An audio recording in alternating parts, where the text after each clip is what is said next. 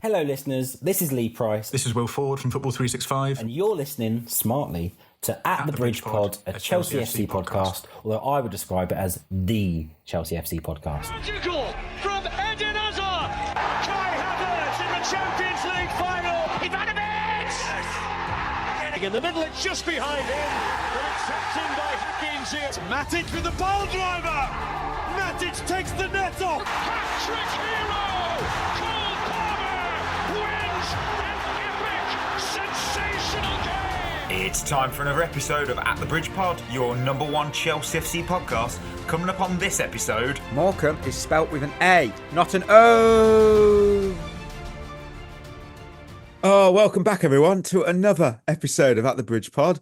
I'm joined in the virtual room filled with one lion and one kitten. I've got Chris and I've got my cat Tom, who always turns up on podcast recording day.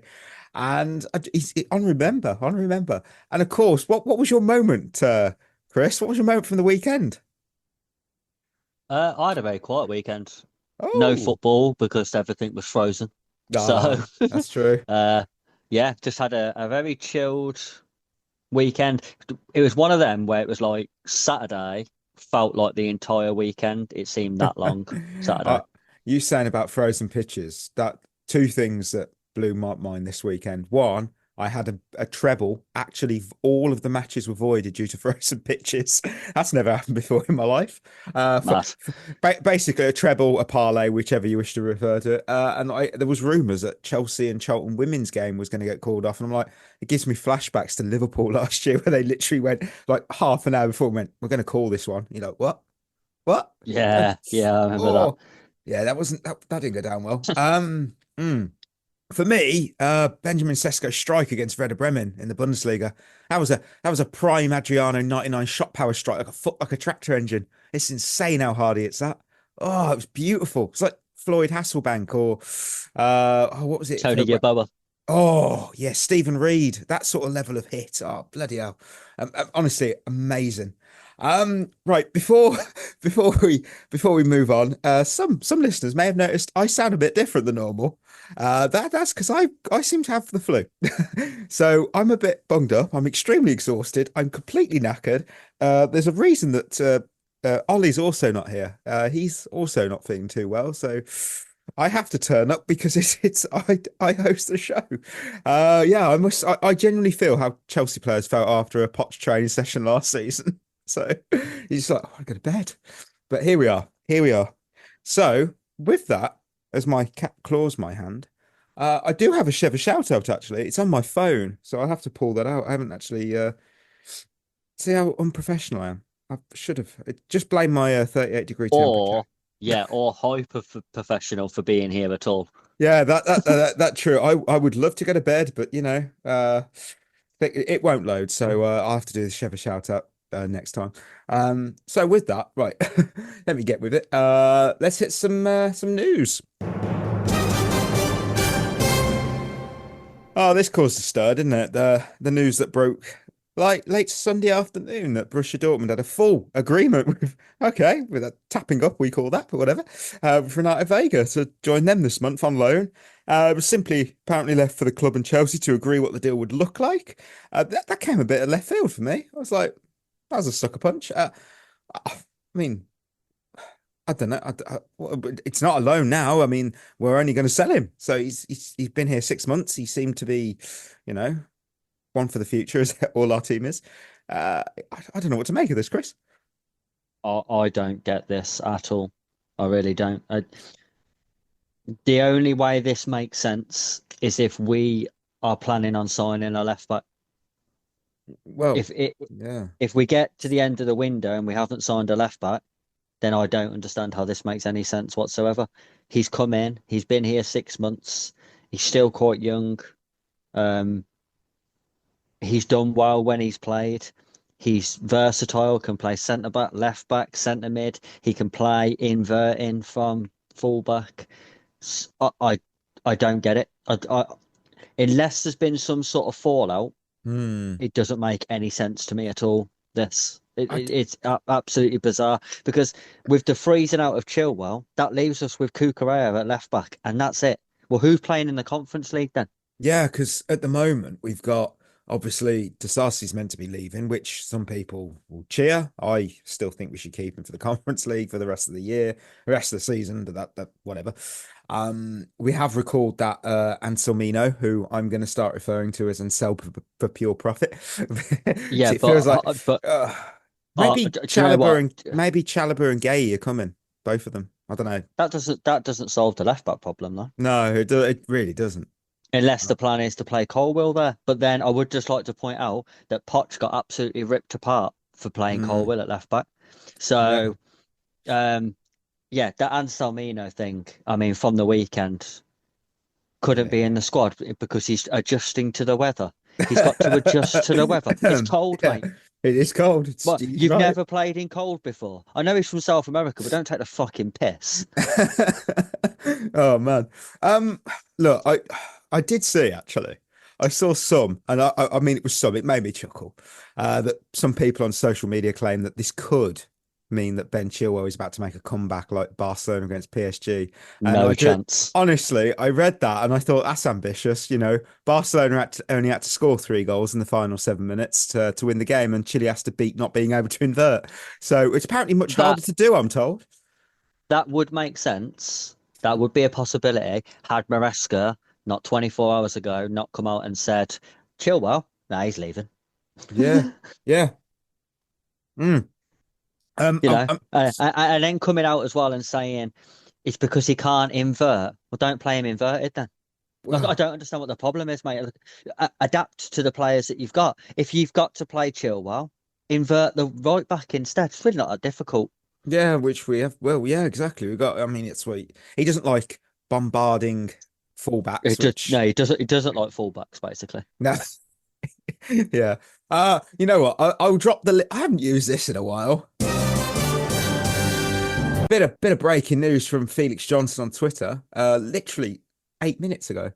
Small update thread. Chelsea so far have leveraged Chalobah in a swap deal for Gay. A lot of hardballers with threat of recalling him. Palace valued Chalobah at 20 million and Gay at 60/65. Chelsea are desperate to sell Disasi. Chelsea have been offered Loic Bade at Sevilla, but no interest the star. A Champong seen as the long-term centre-back option. Chelsea have scouted Wilfred Singo and Joel Ordonez. I'm not sure who they are, sorry. Chelsea are not counting on Mudryk for next season. Well, that means that I'm starting to think that the B samples come back. They like Jamie Gittins a lot. They like Hernandez a lot. They like Malik Fofana. Nothing too crazy, but we are looking for strikers. So there we go. I mean, wow, that's a shocker, isn't it? Trying to find a striker. Yeah, I mean, you know, I don't know why are we starting to look for one now? Well, surely, yeah. Like you would have had a shot. This isn't just us, by the way. This winds me up about professional clubs in general. They wait till the January transfer window, and then they're like, "Oh shit, better start looking for players." And then that takes them till the last day, and then they're like, "Oh fucking hell, we need to just pay anything and get a player in." And it's like, why didn't you start thinking about this in November? You knew it was coming. It's not a surprise. It's not an Ofsted inspection. You knew it was coming. Felix also actually says Sesko, my moment of the weekend. Delap and Samu, other names told of interest. The Amoradion deal that we didn't get over the line due to an injury that he passed the medical for Porto. So you tell me. Yeah. That reminds me a lot of the Loic Remy deal to Chelsea over Liverpool when he failed the medical at Liverpool, passed it at Chelsea. I mean, you'll never know one way or the other the truth. You can always hear speculation on it, but you just go, but how did he? Well, surely all medicals are the same. I don't, clubs aren't. They are. And apparently we're also happy to sell Nkunku. Well, of course. We're going to fucking sell everyone by looks of it. Going to end up with a squad of about 12, like a Sunday League team. Yeah, you're right. We'll keep an eye on that. I mean, January transfer has been a bit boring so far for us, so it gets to heat up. Right. Kingsmeadow Corner. Chelsea did take on Charlton in the FA Cup. I didn't do an intro bit for it because I only managed to watch the highlights really late last night and I was already feeling like shit, so I didn't have time to do a recorded. But Chelsea 4-0 over Charlton. A whole 25 days since we actually last saw them in action. That's insane. I mean, obviously, the scheduled winter break, which is much important. They got to rest, and then obviously went on their warm weather training camp to Portugal. I mean, I think it was just a professional game, professional performance, wasn't it? 4-0. I mean, yeah.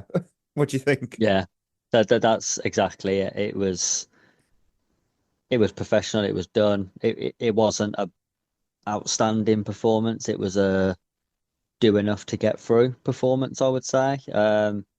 Good to see some players back, like Lauren James, Yeah. back fit and playing. Ramirez getting a goal, Beaver Jones getting a goal. So some positives in the game, and we're through. I think you could just tell that they'd been away for 25 days or whatever it was, like you said. It looked very much like a early season game again, if you know what I mean, where Yeah, you're not yeah. quite up to speed. But yeah, through, and that's all what matters at the end of the day. Yeah, Lauren James, for that little passage of play in the early first half where she nearly scored straight. I mean, that was a lovely passage of play. I loved that. Some quick fire thoughts from me. Ramirez was the player of the game by a bloody mile. Scored, won a penalty, bagged an assist, and I've got to say, I wrote it down in my notes. Whoever scouted her deserves a well-deserved pay rise, because we've probably just got the perfect Sam Kerr replacement for the long term. And that is very hard to do at this level. It doesn't matter, If we could replicate that in the men's team now, that'd be ideal. that is very true. And an academy grown player, Aggie, 50th appearance, scored.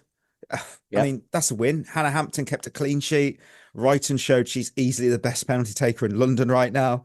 I started digging at Havertz, so I promise it was Nice. it was just a classic professional performance. I mean, the only negative is we lost Captain to injury, which stretch it off doesn't ever look good.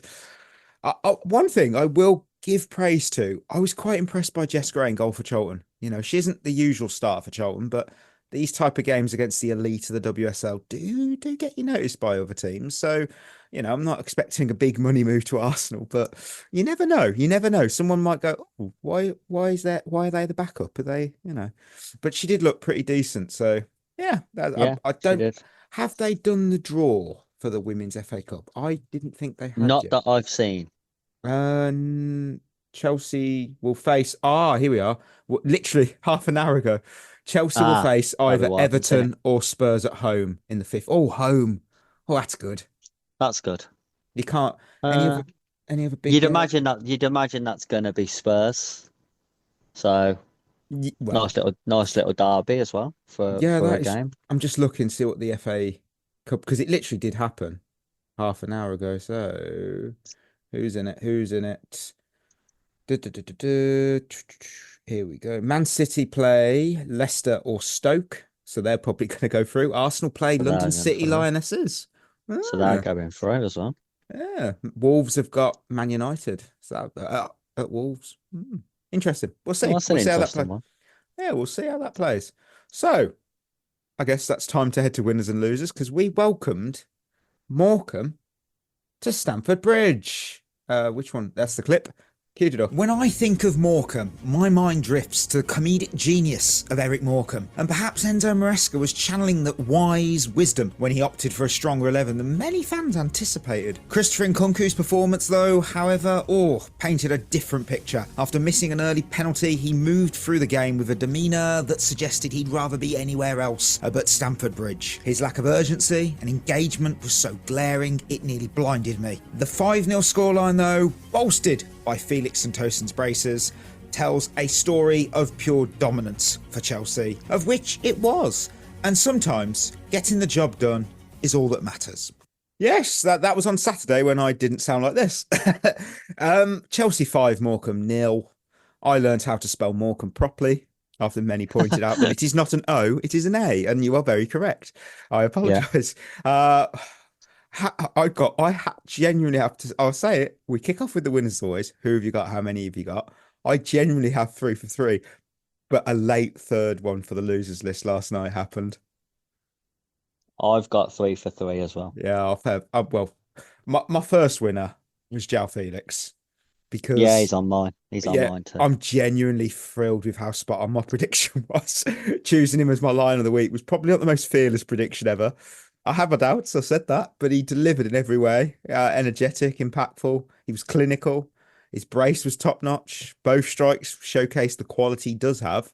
He was a standout performer in the game. Probably not too hard to be that way considering, but he was pretty good. Why was he a winner for you? Well, first half especially, I thought he was the only player who looked like he wanted to be there. Yes.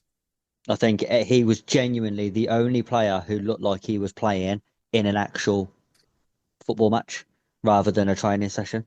And I think he deserves credit for that because I think people have got to remember it can't be easy for someone with his sort of profile and stature. You know, he was £110 million transfer at one point. Yeah. Wow. He's failed at pretty much every club he's been at since Benfica.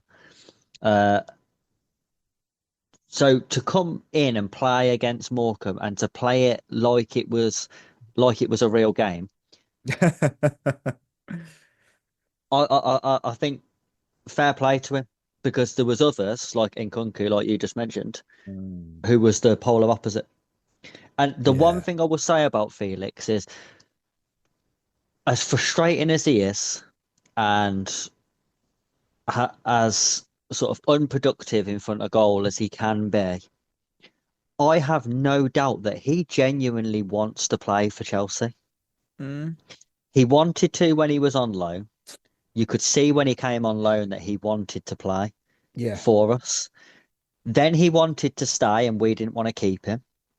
And now he's come back. Every time I watch him play, I think he does want to be here.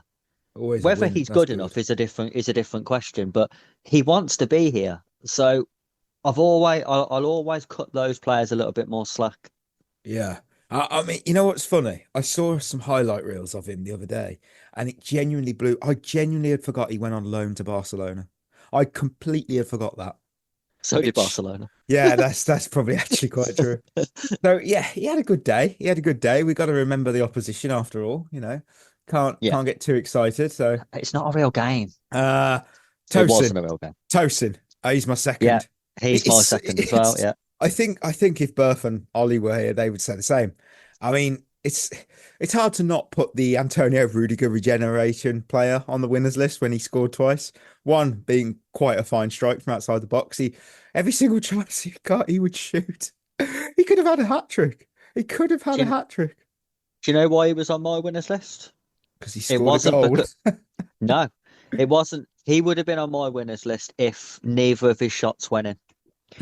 He made my winners list because I think it was about 3 minutes before his first goal. I was watching the game with my dad and I said, why hasn't any of these players realised yet that they're sitting in a low block? There's no space in behind them. We don't have any width to get round the back.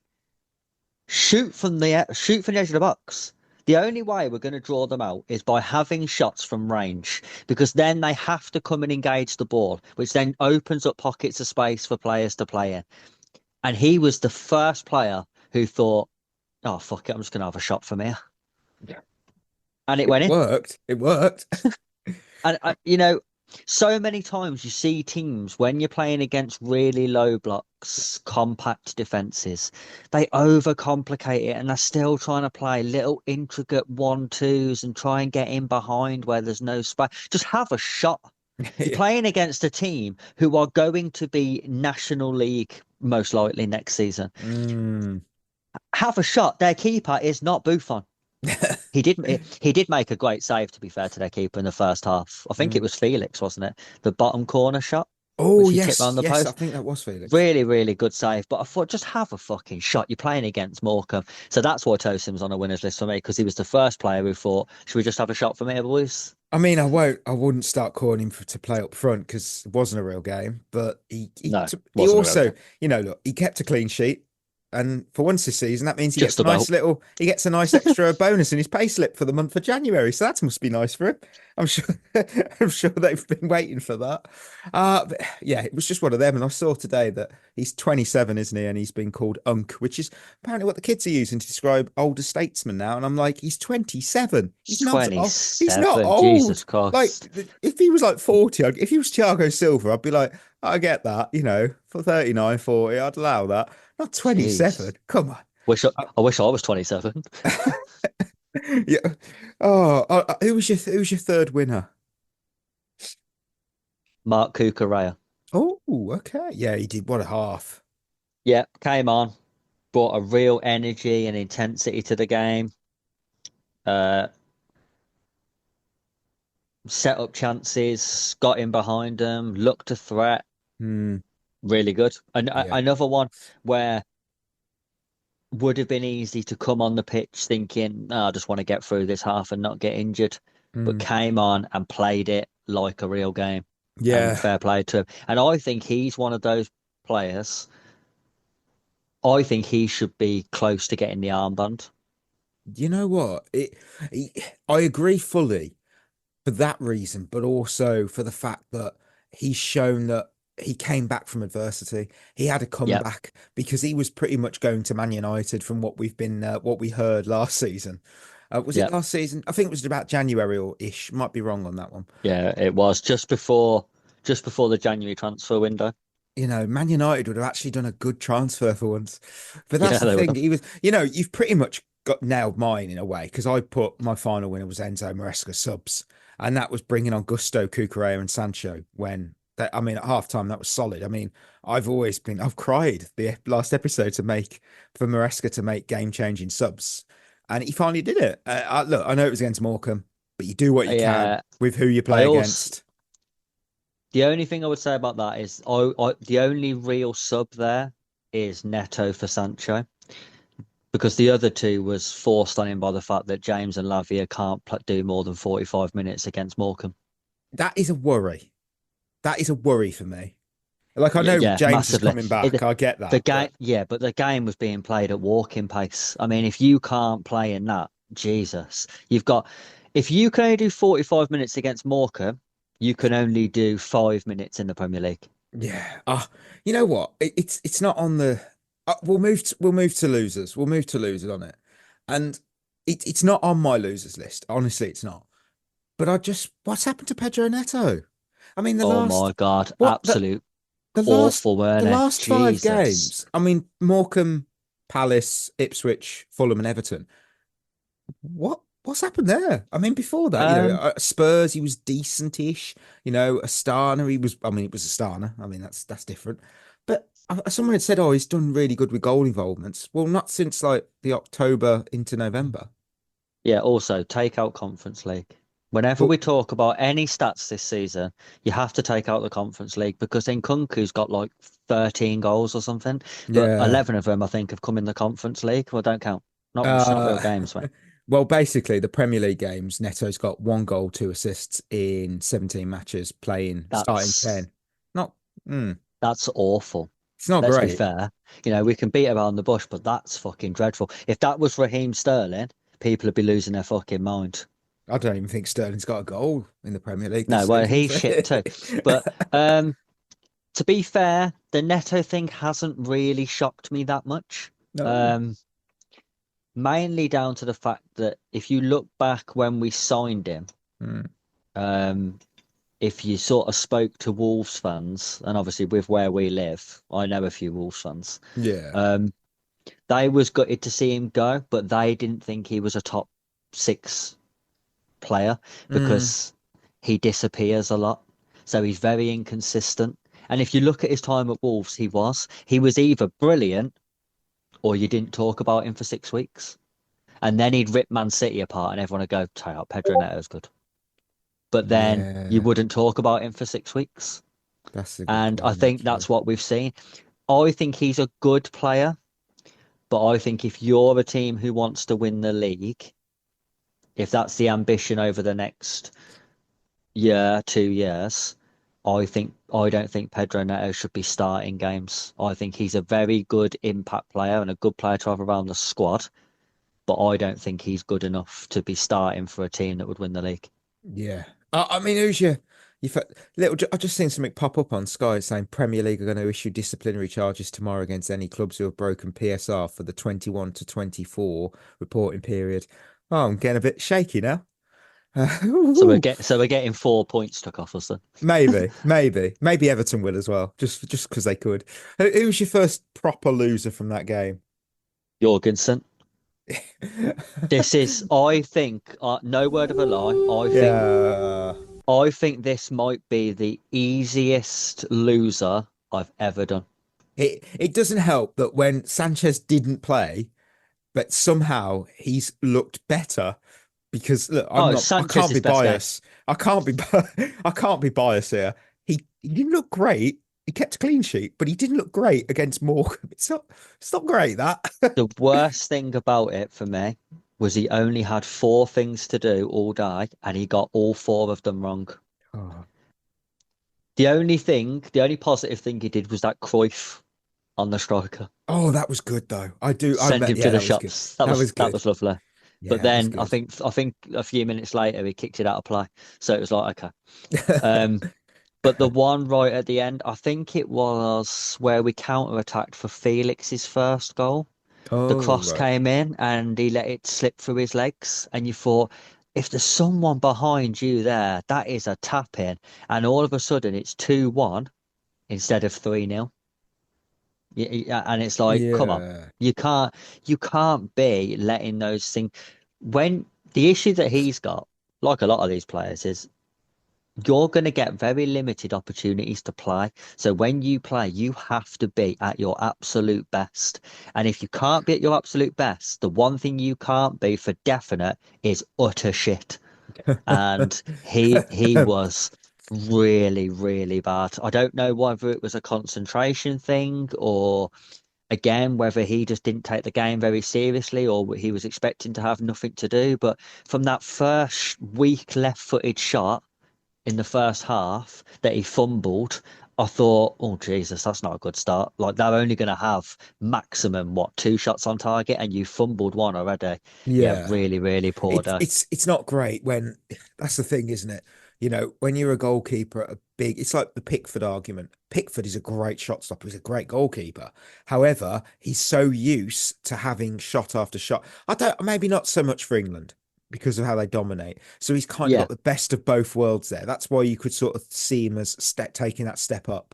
But when a goalkeeper has maybe just they've got to make 2 saves per game, that's the thing. It's that concentration level as yeah, well. I think it was, I think it was Petr Cech in an interview once who said it, that the difference between playing in goal, you can play in goal in the Premier League for almost any team, and you'll only notice the difference when you go to an elite team, because an elite team, you might do absolutely nothing for 92 minutes, and then you have to be ready to make a world-class save with the last kick of the game. Whereas Yeah. when you play out for anyone else in the league, you're going to face shots all game. You will get your hands on the ball at some point, and the concentration level is so much different. And I think that's where we're struggling to get an elite keeper. Like Yeah. even Robert Sanchez, for example, I think Sanchez wouldn't look half as bad in a mid-table team because yes, he'll still make the same mistakes, but he'd make more saves too. So Mm. everyone would go, mate, he did make like 10 saves though. He made 10 saves and he made one mistake. Whereas at Chelsea, he makes one mistake, he might only have to make one other save. Yeah. So everyone's like, fucking hell, that was bad. Um, my first loser, I'm pretty sure I probably had the same one. Christopher Nkunku. I mean, No, I didn't oh, put him on here, but you'll see with my last loser okay. why I didn't have to name him specifically. Um, why was he on my losers list? You ask, listener. He scored. You shout, and you're right. It's not about missing the penalty. I want to, anyone can fluff that. That's fine. Kai Havertz did. It's just, David Raya decided to dive before. He looked like when you play FIFA and you already committed. You're like, it was great. That was. It's just how he looked on the pitch. I mean, it was like me on a Friday afternoon, 1 hour from clocking out. I'm mentally halfway home, and honestly, I'm starting to feel Nkunku might need a fresh start elsewhere because, just for his sake, maybe a January move is the best option. And at this rate, it's a shame because he's a talented guy, but he's not playing his way into the France squad for next year's World Cup at Chelsea. He's so weird in Nkunku because the reason why I think he's such a weird player is I would describe Nkunku as too good to sit on our bench, but not good enough to play for us, Mad. What? Wow. which is a really weird thing. It's like Yeah. he is, honestly, he's a much better player than we've seen at Chelsea. And I think when he inevitably leaves, whether it be January or the summer, I think he'll go somewhere and be really, really good. And everyone will be looking at it going, well, why didn't we get that version of Nkunku? Well, yeah. But he's not as good as Cole Palmer. And that's the problem. He's not good enough to play, but he's too good to not play.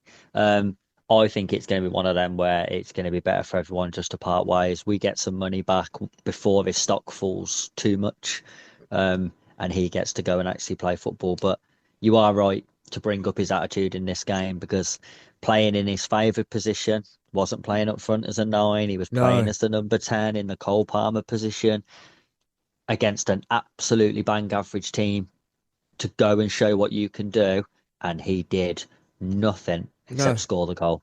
Which, you know, I mean, you got to be in the position to score it, I suppose. But it wasn't great. It wasn't great. I mean, who was your first or second second loser? Who was it? Mark Q. Oh, Like I said, Maresca didn't start Nkunku up front. He gave Q a chance to play up front in this game against such a poor team and not get a goal and only have one shot.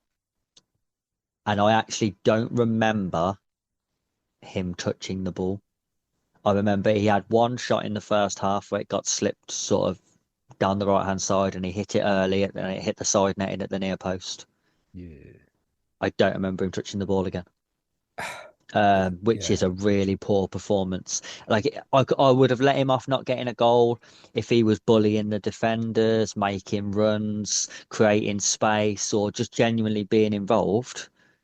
But he wasn't even doing that. Like I honestly, at one point, I forgot he was playing, and I Oh, thought it was only when the commentator said his name that I thought, "Oh, fucking, hell, is he playing?" yeah. And that's poor. It's because he scores a hat trick against Shamrock Rovers. He scores 2 against FC Astana. Does that mean that them 2 clubs are worse than the League Two relegation candidate, or is it just like a bad game?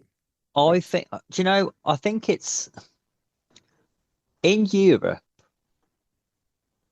Teams do come and have a go at you. Even Shamrock Rovers, they sat in and they defended relatively deep, sure, but they still attacked as well. Like Yeah. I think at least 2 of our goals in that game came from sort of semi counter attacks. So they did come and have a go. And I think you get that in Europe. Even the poor teams will come and have a go at you at some point. So it gives you space to play in. I think you struggled in this game because it was such a low block, so compact. And I think playing against experienced professionals, Yeah.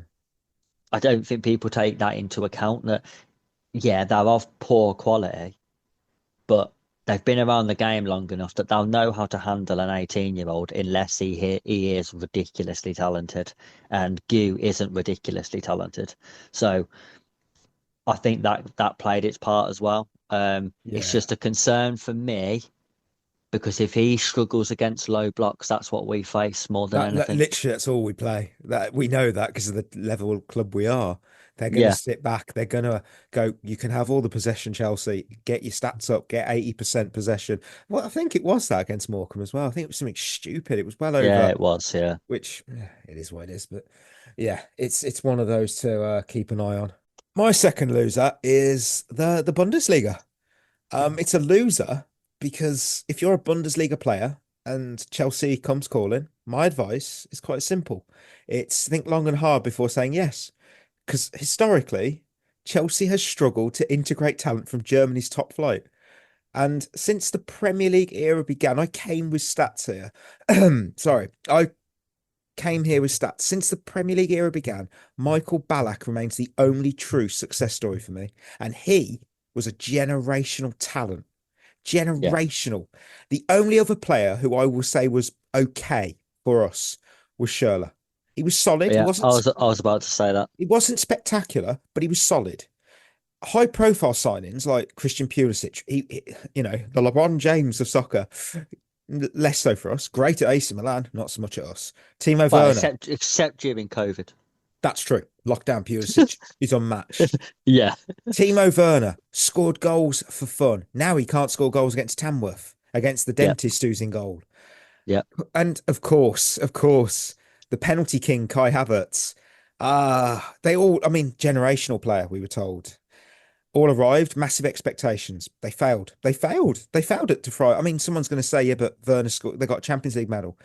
Okay. Did any of them improve as a player at Chelsea? I wouldn't say so. And that really winds me up when people say about that. Well, they've won the Champions League. So did John Shea and Wes Brown. I wouldn't put them down as legends either. John O'Shea, what a player. I mean, they was okay players in a good team.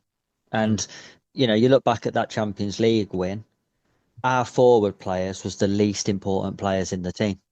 That entire Champions League win was built completely on defence and midfield.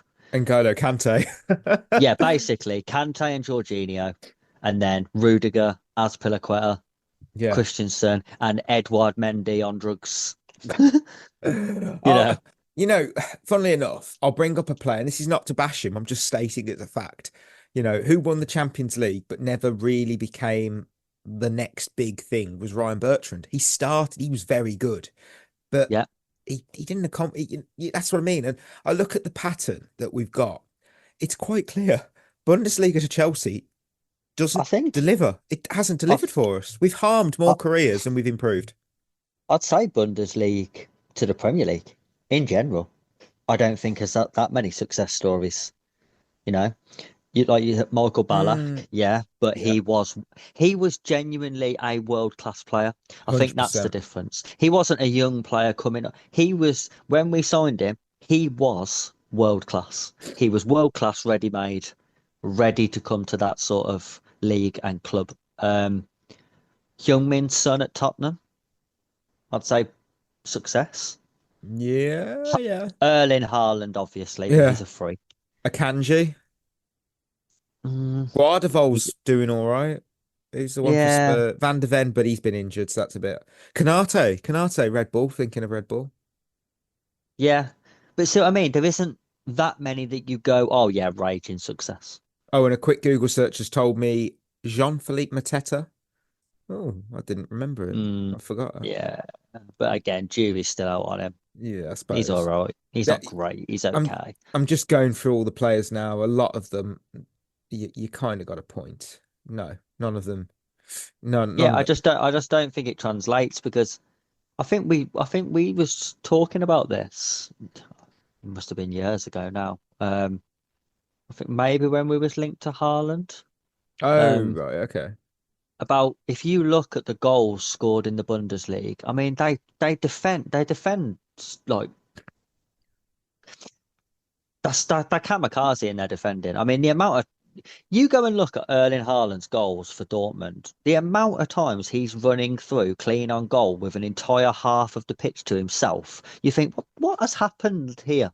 Like, I don't think you get that in the Premier League. I don't think there's that many gimmies in the Premier League. No matter who you play, if you're going to score a goal, you're going to earn it. Yeah. And I think in the Bundesliga, I just think there's a lot more.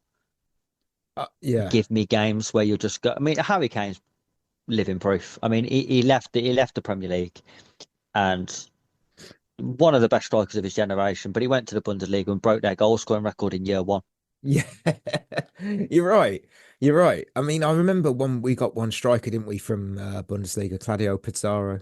He was awful. And look how good he was in the Bundesliga. Yeah, he went back, didn't he, on loan? He went back on loan to Werder Bremen, and he was great again. It was like, I mean, that's what Werner should have done. I mean, he was doing reasonable at Leipzig, I suppose, on loan. He didn't pull up trees. I mean, that's why it's like seeing that Omar Mamouche. He's a good player, but is he going to translate if he comes to City? Exactly. Yeah. Who's your final loser? I've got everyone else who wasn't on the winners list. Wow. Mainly because there's a few people who I'd like to mention. And Nkunku was one, but we've spoke about him now. Uh, Tyreek George is another. Um, I've seen so many people praising George after this game, and I thought he was bang average. Ooh. I don't think he was bad, but I don't think he was great either. Yes, he got 2 assists, but I mean, the one assist where he tries to pass the ball to Veiga, who then dummies it for Tosin to score from 30 yards, isn't a real assist.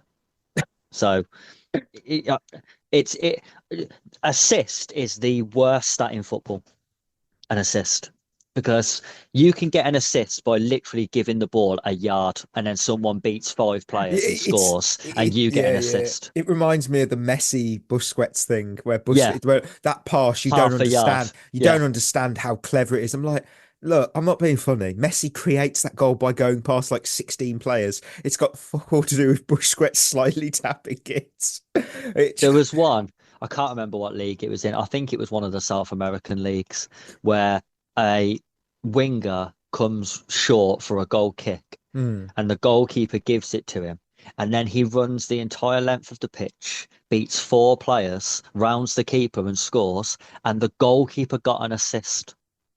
He literally passed it sideways on a goal kick to a player who then ran the entire length of the field, beating players, rounding the keeper and scoring, and the keeper got an assist. So I don't put that much stock in Yeah. assists, really. I think every assist you have to look at, was it a breaking line pass? Would the goal have happened without the pass? Yeah, I see your point. Yeah. So Yeah. yeah, George, I just thought he was a little bit safe for me. I think that's how I'd describe him. He didn't take many risks. He just kept rotating possession, doing that thing that I hate that wingers do, where they dribble to the byline, then turn around and roll it back to the fullback, and you think what was pointless. Why are you dribbling to the byline just to roll it backwards? Makes no sense at all. If you're gonna go and do something. I'll give him Jadon credit. Sancho. He did create the most chances in the game. George Yeah, did. but like I said, this is Morecambe, and I know Yeah. people are saying he's only. People are saying he's only 18, and while I do think that does carry some weight, Yeah. I do think people have got to remember that truly top class players, and I mean players who go on to be genuinely world class, Eden Hazard, for example, Yeah. Steven Gerrard, Michael Owen, Yeah. they was playing week in, week out, top level, first team professional football at 17. Yes.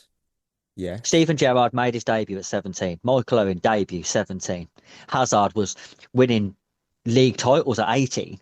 So and winning Young Player of the Year in France. Eden Hazard turned up hungover and still scored a hat trick. So I think people like to use "oh, he's young" as an excuse for that's why he's not top class yet. But for me personally, any player who goes on to be world class is already playing first team football by 18. Oh, okay. Interesting. And if they're not, they'll probably be good players, Yeah. but not world class, unless they are the anomaly players who peak a lot later. They're Okay. peaking at 28, 29, rather than 24, 25. But yeah, Jadon Sancho's another one. Came on at half-time to replace Neto after watching Neto drop an absolute stinker, and then came on and copied him. Oh. Yeah, and I just think overall, the rest of the team just weren't great. I thought James was okay, but didn't really do a lot. I don't think you're going to see I don't think we might not ever see the Reece James of 2021 again, Yeah. where he was so productive on that right hand side, getting up and down. Lavia was okay, but not great. Defensively, I thought we looked awful again against an absolute awful team. They had to play they strung 2 passes together and it ended in a chance. And you think this is against a League Two team. Like, it was so easy to play against. I just don't think anyone, aside from the players in the winners list, and even then with an asterisk next to them, just don't think anyone was that good. Yeah, it wasn't an overwhelming. Weird, isn't it? 5-0, and it was not the most overwhelming. My final loser, very late to the party, but you got in there. Well done, you. Joao Felix. It's always a true achievement, isn't it, when someone makes both of my lists? And it makes it this time because I saw, and this really pissed me off, so I'm putting it in, because of this Instagram subscription nonsense. Look, Oh, yeah, I'm with you. look, I know some people, look, he's earning 100, according to Capology, £130,000 per week, not £13 an hour. And yet he's asking fans to cough up £9.99 for exclusive Instagram stories. What's exclusive there? Is it selfies, workout clips? What? Unless it's his bank details, I'm not interested. Wow. I mean, look, I know someone said he's not demanding £9.99 out of us. That is correct. That, and we can simply choose not to. But the fact is that it's even a He's thing. asking. He's asking for Bugs it. me. And He shouldn't even be asking. No, I don't mind if it's a smaller business. I don't, because you know what? When I say that, like a local shop or a small town business, they might rely on that money to just keep afloat. That's fine. That's yeah, of course. But a player on 130 grand a week, it's just what? It would be like going out for a meal with your mate who's just won the Euro Millions and then him asking you to split the bill. Yeah. You're right. It just bugged me. It did bug me. And someone did leak. There was actually a preview of it. If you wondered, there's a preview and it's just him playing table tennis. And I was like, that's not worth £10 a month. If that's all I see. Weird. So, okay. I get Netflix for £10 a month. Ooh, that's a lot better. Tell you what, someone had said on it, Twitter, things more valuable than a £9.99 subscription. I was like, there we go, Netflix. Right, emojis. I went with a thumbs up. We won. There we go. Shrug, the classic. I feel that's appropriate. And of course, I do have an Oscar overreaction. Overreaction, you think? Mine was Christopher Nkunku leaves Chelsea and joins Timo Werner in never being able to rediscover that Leipzig form. I just don't think he ever will. I think that's it. I think it depends where he goes. I think PSG. Italy at the moment is rumoured. Napoli and Atalanta. Oh, Atalanta, yes. Napoli, no. I don't think. Oh, Conte, yeah. He's another player. I don't know where he fits in a Conte system, unless he's playing in a front two wing back. Yeah. Oh well, Lion of the week. As I pull the document up, let's have a look. What did we do? What did we say? I know I've won. I mean, that's pretty easy. I mean, well, Berth went with Q. No. That's awful. Ollie went with George. No, and the wheel went with Enzo. He didn't play, so that's a nice little easy win for me. The wheel. Yeah. What? Who's the actual Lion? Who's the best player? Would it be Felix or Tosin? Felix. Okay, we'll do that. Right. So I didn't know this till I was doing the episode. So this was before I had flu, so I've got no excuse here. We have a match tomorrow. What? I was like, really? I missed that. We're welcoming Bournemouth for a Tuesday showdown. So the state of Bournemouth, they're sitting 7th in the Premier League. They have a record of 9 wins, 6 draws, 5 losses. Recent league form is 2 wins and 3 draws. They sit 3 points behind us. The player spotlight is this standout attacking player is probably the penalty master, son of Patrick, Justin Kluivert. Let's not give Bournemouth a chance at a spot kick, please. Another player to watch is, I've mentioned him on literally the last episode, that's Dean Howson in defence. 6'5", he's a colossus in the back line. He's one of the defenders of the season so far. And I think you'll find he was one of my players to watch. As soon as I read that, when I picked for a January move, I was like, I remember you saying, and you've called that so right, so well. Turquez at left back is another one to look out for. Oh, he's been really good for them. I mean, look, they're a good side, to be fair, and it's a tough game, but it's a game that we have to win. It's 3 points or nothing. Yeah, now many do feel that Bournemouth are our boogeyman, but we're unbeaten against them in the last 6. I mean, I was like, nice. I mean, last time they beat Chelsea was the 14th of December, 2019, when Tones and I was number 1 in the UK chart with their song Dance Monkey. Another song I thought I'd never heard of. Wow. And then I queued it up and thought, that fucking song irritated me. And that's what I didn't remember anything about it other than the actual song. I didn't know the name, didn't know the artist, but I heard it and was like, that's enough for me. Don't like that. Yeah, it was overplayed, wasn't it? Overplayed massively. I mean, who are we expecting to claim the crown? I mean, would it be anyone who played Saturday? No. No. No one who started on Saturday starts this game. Wow. Uh, Even Kukurea? he didn't He didn't start. did He didn't. Oh, you could tell I'm ill.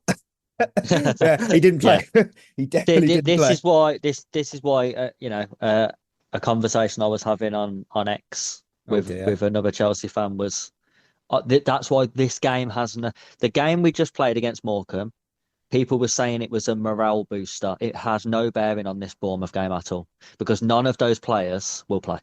No one who started that game against Morecambe will start this game. So there's no morale Yeah. boost because whose morale's been boosted? Nicholas Jackson having a lovely cup of tea on the bench. Has that I mean, boosted his morale, has it? we know Sanchez starts. Veiga and Disasi are definitely not starting. Tosin probably not. James can't play 45 minutes. Lavia, risk. George, no. Felix, unlikely. And Nkunku, no. Neto, you. Yeah, you're right, actually. Yeah. Oh, God. I think I'm just going to have to play relatively safe here. Oh. And to be honest with you, it is only relatively safe now with his current form. Cole Palmer. Oh, that's safe. That is the safest of safes, that. You know what? I was tempted We'll to see. go. I was tempted to go Jackson, but part of me wants to just say a defensive player, which isn't great. Oh, I might copy the wheel and go Enzo Fernandez from the last game. Yeah, I'm going to regret that if Jackson scores, but let's see what the wheel says. Pick Chilwell, just for banter. Don't pick Chilwell. Oh, Sanchez. it's got Enzo. Okay. Wow, it's copied you. Back-to-back weeks, Enzo Fernandez. That's brave. That's bloody brave. Right. I've got Quaresma's questions for you. I've got a little screenshot. I haven't done any research because I've been sleeping today. Okay. So, bloody hell. That's a great question from Ben. He put top 10 individual performances so far this season. Oh, Jesus. That would put me on the spot. I couldn't think that not how I feel right now. I've got no hope. Kukurea probably in there. He's done something. I can't remember off the top of my head. Cole Palmer against Brighton. Yeah, that's true. That's true. Felix against Morecambe. Just does he mean for us or in general? I think he means 'Cause for us. Well, I'm not sure. We've had 10 standout individual performances. I mean, we were dominating, weren't we, until December hit? Yeah, but we had a lot of in a lot of those games, like Palmer was good, Jackson was good, Sancho was good, Caicedo was good. Not like a standout, not like Palmer against Brighton, who won the game by himself. Palmer against Newcastle. Probably. Mark Hugh against Shamrock. What a player. Yeah, great. I'm just going back through our games this season. I'm like struggling here. Everyone against FC Noah. Oh, yeah, there's not much there. We've already given our thoughts from Molly on thoughts on George. So hot take from Vic. Felix is more productive and better for Chelsea than Nkunku is. I think it's because Felix cares. That kind of shows more. I mean, we've given him a shot, haven't we, after the Atletico mess? I would argue as well, though. Is he more productive? I think he looks better, and I think he tries harder. But if you look at Nkunku's numbers, they're better. And Felix has played in a lot of but Felix has played in a lot of those Conference League games as well. So my problem with Felix is his lack of productivity. He gets in really good positions and then messes it up. And I think that's the thing that's always sort of held him back from being the player that his talent could allow him to be. Yeah, okay. But at the moment, definitely he looks. I'd rather Felix play over Nkunku at the minute because Felix wants to be there. Yeah, it's why it annoys me. We pushed out so many players in such a poor way. I know some people go, it doesn't matter. Well, it does, because players are going to talk to each other and go, yeah, you could go to Chelsea. They have got a project, but if you don't suit the manager, you're gone. And I know you could say, yeah, but that's normal. Yeah, but being pushed literally to sit in a corner. Look at Chilwell. Chilwell was one of the great left backs in the Premier League, and now he just does cups of I, tea. I, Oh, you know, I do think at some point that is something we're going to have to discuss because, you look at the treatment of Madueke as well. Now, I know we don't know what goes on at training day to day, and I've always said that about as fans, we have very limited information as how these players are acting day to day because we just don't see them. We only see what the club want us to see. Remember, um, yeah, day to day. But Madueke, sorry, has been dropped from so many squads for not training properly or some sort of attitude problem. In Maresca's opinion, um, the way that we've treated Chilwell, who has a lot of friends in the game. You are right. They do talk to each other. yeah, And, you hear it all the time, don't you, of players saying, oh, how, how did you react to the news that Chelsea was interested? And they're like, oh, I spoke to Drogba and I was like, oh, what's it like there? And he said, yeah, I think you should go. But that was back then, you yeah, know. Imagine someone now we want to sign, I don't know, Jack Grealish. I wouldn't because he doesn't score a goal in a year. yeah. Unless you give him a penalty against Salford. Um, Yeah. but let's say we wanted to sign someone like Grealish and he rings up Ben Chilwell and goes, oh, what's it like at Chelsea? Chilwell will go, I don't know, mate. I could tell you what the reserve team's like Yeah. if you're interested. Oh, And players will think, I'm not happy about that if they're freezing out, or he rings up Chalobah. What do you think I should go to Chelsea? And Chalobah's like, no, I wouldn't bother, mate, because you get frozen out there and you're not even allowed to train yeah. if you don't fit in. And I just think it's a real risky strategy that we're going with. I'm all for being hard and, if players aren't training properly, then, they have to be held to a certain standard. But you can't tell me someone like Ben Chilwell would train poorly or have an No, adverse effect on team I don't training. believe it. Just let him train with the first team until he goes. You don't have to pick him still, but I don't think you have to humiliate him like we have. I agree. I agree with that. Finally, let's just round it off with all four of the questions. Josh, best FA Cup upset ever. You know what? I'm going to go for one of our own. Chelsea 2, Bradford 4. We were winning. We were 2-0 up. And You know what? It's got to be up there, isn't it? Because oh, that was I mean, oh my word. I remember watching that. And obviously this was way before, the pod even existed. I mean, this was what was that, 2014, 15-ish? It was a long time ago. it was a And I long just time ago. It and I was just Mourinho, wasn't it? It was Mourinho 14, in charge. 15. Yeah, I think that would be Mourinho, wouldn't it? Yeah, It's gotta be. I mean, second spell. let me just type it in. It has its own Wikipedia page. That tells you how big of an upset that was. I mean, it weren't even like we played a weak team. We had Cech, Kale, Aspi, Zuma, Christensen, Mikel, Ramirez, Oscar, Drogba, Remy, and Salah. That was before Salah was good. Wow. Before he was good. Yeah. Not peak Salah. Yeah. And then we brought on Cesc, Willian, and Hazard, and then we conceded all the goals. That's weird. Yeah, it wasn't. Yeah, I remember watching that and just I couldn't believe it. What I'd just seen. It was so bad. Wimbledon against Liverpool as well as another Of famous one, course, isn't it? Wigan against City in the FA Cup Wigan final. against City. I think Wigan against City because it was the final. Yeah, And I think there's been so many giant killings in the sort of earlier rounds, round 3, round 4. But I mean, for Wigan to do it in a final that is big. was mad. Yeah, I mean, Although I could argue Man United lost this. no one saw that coming. I mean, could you argue that what was the FA Cup? Was it Watford went? Did Watford go? Oh no, there was a club. I can't remember who. I was gonna have to check this. Barnsley made the final against Portsmouth in 2008, I think it was. Yes, I remember That that. so they must have had some giant killings along the way to get to the final. Didn't they beat us, or was that Portsmouth who beat us that year? I want to say Portsmouth. I'm just trying. I've gone way back. I'm in the 20s here. Let's have a look. Palace were beating Man United before it went to shit. Hull City, Arsenal. Yeah, that was one. Was that Pardew dancing, or was that another team? That No, was that was so. the Palace. That was Palace against Man Yeah, United where they went 1-0 up and then he started dancing and they lost. yeah. I mean, 2-0 up Hull City to then lose it 3-2. Oh, Yeah, I mean, I remember watching that. oh, just when you think, Yeah, I've just the Portsmouth one. Was that against Cardiff? Yes, it was. That's what you're referring to. Yeah, Barnsley was in the semi-final. Yeah, that was it. Yeah, semis. Ah. Did they play Portsmouth in the semis? They played Cardiff.